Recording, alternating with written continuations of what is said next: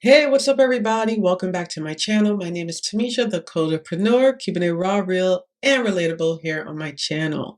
So today I want to talk about what to do when you are short on time and you have your NBCOT exam coming up, especially if it's less than 3 weeks away. What do you do and how do you prepare? All right. If this is something that you're like, yes, Tamisha, this is exactly what I'm going through right now, I suggest you stay tuned.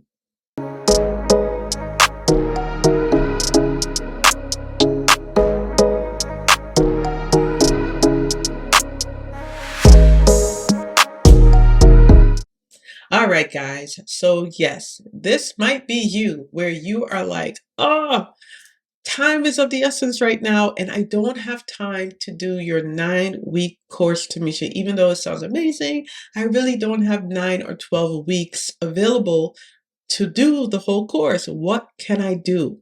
All right, this is what I'm going to tell you. If I was in your shoes and I had, let's say, 3 weeks left to study before my exam date, this is what I'm going to advise you to do. You want to get a piece of paper out, okay? And you're going to do a box, all right? And you're going to do 4 quadrants, all right? And what I want you to do is in each quadrant, you're going to write, in the first quadrant, you're going to write mental health. In the second quadrant, you're going to write pediatrics. The third quadrant, you're going to write geriatrics. And then the fourth quadrant, you're going to write physical disability / intervention, okay? And when you look at this, I want you to put from most difficult to easiest, okay? So you can do it like from 1, 2, 3, 4, however you want to write it. But you want to start off with what is most difficult. A lot of the students that I speak to say pediatrics is most challenging, all right? So you're going to put a 1 next to pediatrics, okay, in that box. Then you think about, okay, after pediatrics, what really kind of gives me a struggle? Then most people will say, well, mental health. So you put a 2 by mental health, and then a 3 by phys dis, and maybe a 4 at geriatrics, if that's like in the order. So you want to go from what is your weakness to your strength. A lot of times the mistakes that students often make is they study the things that they're most comfortable with and they're strong in, but they really forget about the things that they're struggling with and that they're weak in. And then some students just don't even know what they're weak in, right? So this is a good way to start off with your studying, is to do from weakest point to your strengths. So of course, in my course, my Study with a Coder course, you don't have to worry about that because you get a full whole experience where you're learning everything and we're attacking off all of that. But of course, if you're limited on time, you don't have the time to go through every single material. So this is a good strategy you first want to do.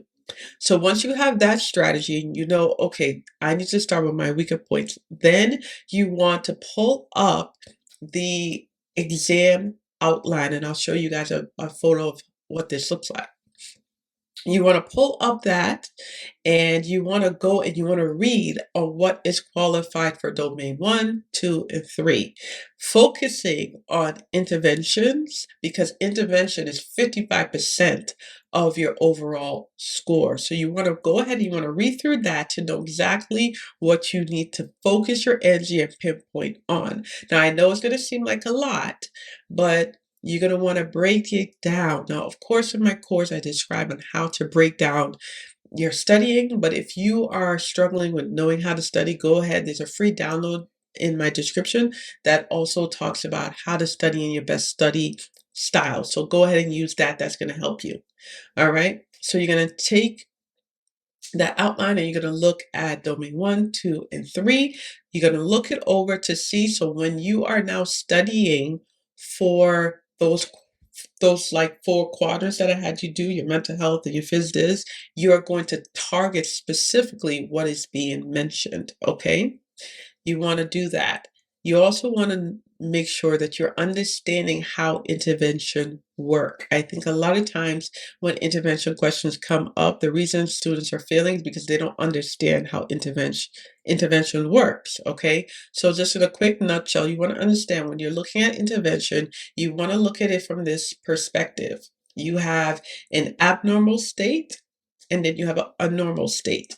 Your plan is to get your patient from that abnormal state to that normal state. And what you're doing in between is your intervention. So your intervention is that middleman between getting them from an abnormal state back to a normal state. So that could be, for simple explanation, that can be maybe somebody was suffering from arthritic pain in their hip, and then they went and had hip replacement, and now they need rehabilitation care. So now they're considered in an abnormal state, right? Because they can't walk, they can't do things like they were doing previously, they're not independent. So what you're going to do is you're going to take that person, now you're going to bring them to that normal state, which is their level of independence, being able to do things again for themselves. So what you're doing in between is the intervention. Now, if you need more details on how this looks like, again, in my course, I do describe that, but that is what I provide to you right there in a nutshell, okay? And then the last thing you're going to want to do is you're going to want to make sure that you are banging out your test questions, okay? 100 questions a day. If you guys are in need of questions, right? I have a partnership that I have partnered with Pocket Prep. If you're not familiar with them, they provide 700 questions at an extremely reasonable price, okay? And the beauty of it is they provide you a rationale and you get a timer. So instead of just going through questions in a book, you actually have the experience as if you are taking the exam because you are now working against the clock. So I hope that this was helpful. If you guys are interested in learning more about Pocket Prep, go ahead. The link is there. You can get a nice little discount. It's down there in the description below. And as well, if you are saying, Timisha, this is great, but I do have time to take your course, which does require a minimum of 9 weeks. Again, it can be anywhere from 9 to 12 weeks, depending on how well and how fast you are when it comes to studying. I implore you, go ahead and check it out. The link is also in the description below. So until next time, have a wonderful day, and I'll see you in the next video. Bye-bye.